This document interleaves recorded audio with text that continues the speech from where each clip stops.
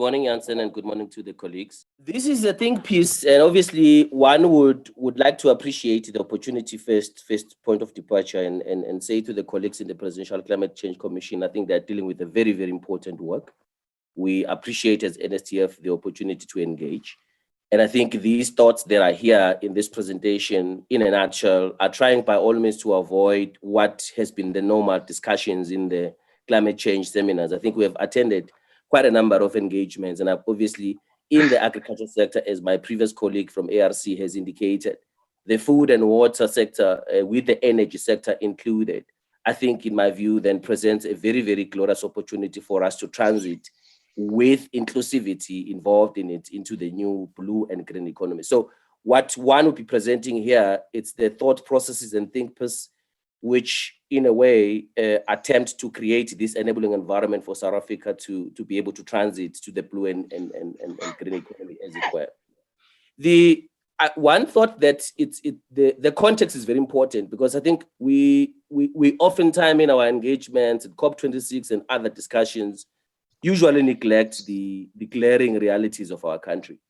And I thought that one must be able to put it before the colleagues that we have got challenges in our country where we have got rural-ish areas which are hugely underdeveloped and exporting labor to your urban settings and creating what is a picture on your right, on my left-hand side on my screen. I don't know whether on your side is right, whatever the case might be, but where you rural communities are exporting labor and in your urban settings, your urban municipalities, metros are receiving unskilled labor and they are creating a social dynamic issue. And I think now as we speak, the challenges we're faced with of the Operation Tutula and others are as a result of what you see in that very same slide there. We are tabling this presentation after just a merger. I think it's important for me to highlight this, that the department has just been merged with rural development and land reform and agriculture. So we are now the Department of Agriculture, Rural Development and Land Reform. So in other words, we've got 3 areas of our work which our DG and our minister concurrently, I think as we are presented in the Presidential Commission, articulates around the issues, which are all of them affected by climate change in a nutshell. We have got rapid urbanization and we've got strategies as a department, including the Agriculture and Agro-Processing Master Plan, which is trying by all means to reverse that trend and make sure that rural communities become productive again. New corridors of growth are being defined. And obviously we understand now, if you talk about rural communities, that you're talking about rural poor who don't have any resilience, either from the economic or even from the capacity and the technical know-how point of view to be able to respond to the dynamics that are brought by climate change. And that's what the context which one is presenting this and needs to be appreciated as well from the Presidential Climate Change Commission, the fact that in the agriculture sector, there's duality, and this duality is a reality. We as a population, we're also growing, we are still growing. 14.3 million South Africans are having challenges in accessing to food on a normal basis.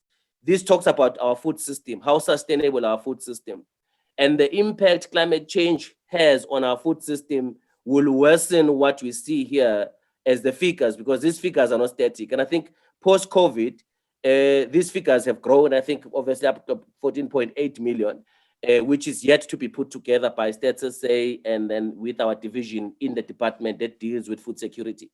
We are relying heavily on imports as a sector, particularly when it comes to fuel, fertilizer, mechanization, and other commodities like wheat, for instance, which talks to the issues of food security and food sovereignty.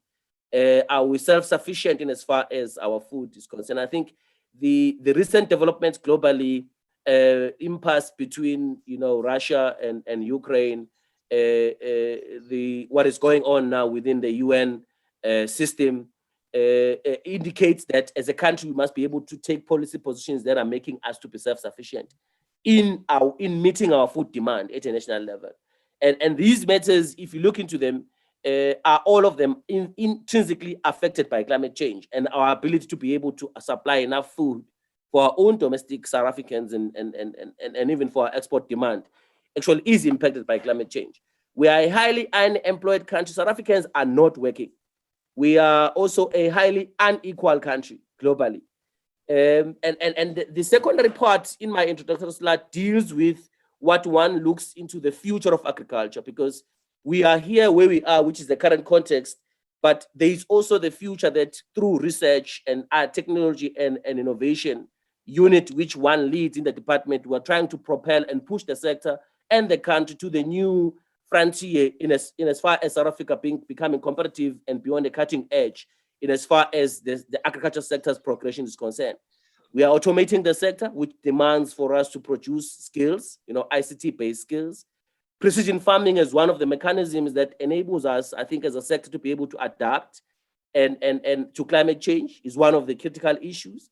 The 4IR in agriculture is one of the critical issues, which I think, in my view, presents an opportunity and a silver lining for us to be able to provide solutions, for the challenges of climate change and the adoption of climate smart agriculture with the adoption of the climate smart policy that we have already have in the department. It is all in the progression of us moving the sector towards us becoming resilient as a country, so that we become, the risks that are presented by climate change are not impacting the country in the manner that it would have, having not been invested in this type of research.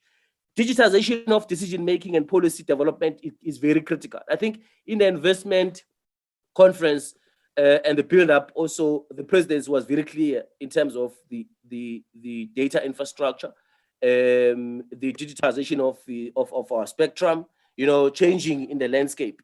And I think the analysis that you see of figures are currently what we would need for us to be able to get to the level where we could transit and become a sector that is competitive globally, and then we're able to actually incorporate climate smart agriculture and 4IR. We need to be producing almost 55% of software development engineers, cloud specialists, say ICT, cyber specialists, you name them. And there is a study that was done in partnership with UNDP, which I thought one needs to be able to present in this slide, which then tests the appetite and the interest of the rural and indigenous communities in the knowledge industries and the digital economy. And I think the results speaks for themselves, because majority of the interviewees that were participating in this study were young people who are conversant with the utilization of the digital space and whatever the case might be. Majority of young people believe that out of all the sectors where they could be able to find employment in the rural communities, agriculture presents bigger opportunities. And in this instance, we are talking about poor rural communities who have got challenges in terms of adapting to climate change because of the resilience that I've indicated earlier on, be it economics, be it technical, be it the research and knowledge that they need for them to be able to adapt their own agriculture practices to the changing environment. The thoughts then around this, because I didn't want to go into many of the other things that we're doing at the department, because I think it's a high level articulation that one actually tried to pull together here, is that for us to achieve a great ecosystem, there are closed loops that we must actually be able to cover. Transiting from the mitigation and adaptation so that we can come up with the blue and green economies, as it were, as the agreement in COP26 and furthermore in other UN Sustainable Development Goals we have agreed and ratified as a country that we're going to progress and propel towards. And I was happy with the presentation from the colleague in NPCC that already, coming from the energy sector, there is already thought processes and plans on when are we going to decommissioning, coal and whatever the case might be moving forward. But in a nutshell, in the blue economy also lies a silver lining. And I think the colleague from ARC, when he was talking about food and energy and water sector, in my view, he was talking about this very same slide that I put here to say we also have got what we can benefit from the aquaculture and the fisheries in terms of sustainable water and waste management use, where research in other countries like Mexico, for instance, microalgae is being utilized to sequestrate carbon directly from your carbon emitters in that very same country. Our research must be to propel us to that very same direction as a country. The pollution prevention in terms of biodiversity and conservation, we have got CARA, which is your Conservation of Agricultural Resources Act, which in a way try by all means to utilize, adequately our natural agricultural resources in a manner that is going to be able to be conserved over a period of time. The coastal areas in our country, I think, including here, the Eastern Seaboard, you know, the green buildings and which is already what the president has already launched, you know, in terms of the green city being planned, presents opportunities for us to be able to transit as a country. And agriculture, in a nutshell, it is one of the critical sectors on the economy that will enable us to get to that level. Because if you look into the available solutions at the technical level, hemp production, for instance, which the president spoke about in the sauna, is one of the critical ingredients that can go into green construction manufacturing, which can then be able to and then unlock and enable, you know, rural communities and indigenous communities to participate in the greening of the economy and the green construction, which is actually what is intended to be achieved by the green city development, which is already being defined in terms of the geolocation being in between Eastern Cape and KwaZulu-Natal. So in a nutshell, these are all silver lining opportunities that we need to be able to make sure, like I've indicated, I think on the mitigation side, that propagation of hemp, spekboom, your micro and macro algae, your red seaweed for both carbon capturing and food and animal feed manufacturing are some of the other areas where we as a sector can be able to benefit and be able to, you know, in this just transition, be able to bring in as much as we can of the previous disadvantaged communities and rural communities in the mainstream so that we can deal with the issue of transformation in this country, which I've already highlighted in my first slide. There's also various stakeholders who are working on a net zero pathway mitigations, which in a way we need to partner with them. And I think in the build up to this, in preparation for this slide, I was looking into what Netherlands is doing, you know, with a little amount of water that they're using to produce, you know, bigger quantums of food, you know, which are all technologies that we as a country must adapt and be able to incorporate in our ways and in our production systems. And this also includes the indigenous knowledge systems, you know, and your natural based solutions in coming up with sustainable interventions. Because I think further, it's important for us to go back to how communities in the past used to utilize, because irrigation was not a norm. And I think in this instance, there is an interaction and a research study with UNDP has funded, which is very interesting to promote indigenous ways of farming, indigenous ways of cultivating, where people are farming in trenches, and as they are farming in trenches, there is more moisture that is captured in that very same trench, which then prolongs, even if it can rain in a season once or twice, but they will be able to get the harvest. These are all adaptation systems that rural communities, and I think working together with the UN agencies in the country like South Africa, we've already begun. But as we look into the green economy, for instance, the energy efficiency and renewable energy, and one will ask the question, why would a person coming from agriculture talk about efficiency, renewable energy and infrastructure and manufacturing? It becomes very important because the agricultural sector, for it to thrive, we need energy. There is no any other way. In agro processing, in traction power when we're farming, even throughout the value chain, energy is needed, and constant supply of energy in the erratic work and the availability of energy that ESCOM is actually placing the country and the economy at risk on. It's important for us to be able to drive these direction and be able to get to the level where we're greening economy, and research behind this is important. And there's also the issue of achieving your just energy transition. And I appreciated what the colleague said from the National Presidential Climate Change Commission, where he was referring to the fact that this transition is not just about energy. And I think one will try by all means to highlight that very same fact, to buttress it, to say, even within the secular economy and the secularity, where we could use, you know, your animal cow dung, for instance, we into producing your bio fertilizer. These are all other alternatives and ways on how we can be able to then achieve that very same just transition, and furthermore also involve rural communities who are in the main are livestock producers. However, in this country, we also know, I think my colleague from ARC can confirm, that majority of the livestock is in the hands of Black people in this country. And their involvement in the conversion of your animal waste into what would be the biofertilizer into the mainstream of agriculture. Now that we're having challenges of importing of fertilizer, I mean, fertilizer has just, not doubled. It has done something that has not been done before. I think it has increased about 5 to 6-fold now. We are sitting with a challenge where production cost is actually very high in this season, and that is going to be seen in the consumer prices and food prices, affecting in the main the poorest of the poor. So it is important that when we're discussing these issues here, we also consider some of the other climate change financial instruments. And I think the colleague also referred to this when he was concluding his presentation.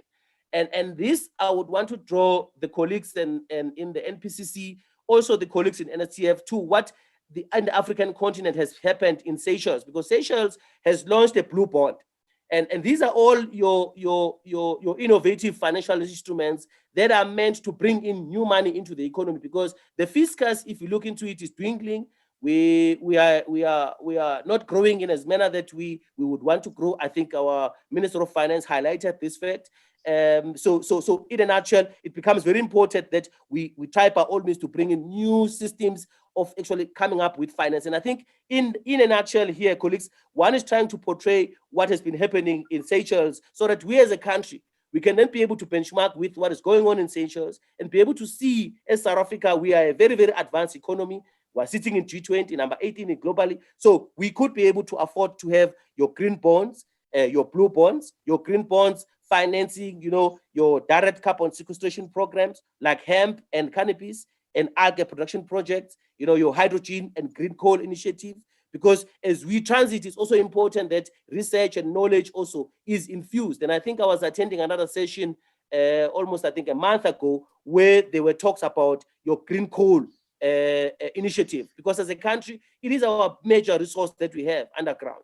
And we need to be able to incorporate all of this. And I hope that colleagues also in the Presidential Commission also have heard about such of these initiatives, which are beyond our scope, I think, as an agriculture sector. But becomes important as well for your green cities development investments, because in the green city development investment, your hemp and cannabis, which was highlighted by our president in his SONA speech, becomes important as a raw product to be used for us to get to the green city development and coming up with your upcycling of carbon-based waste, because South Africa also have got a very unique waste.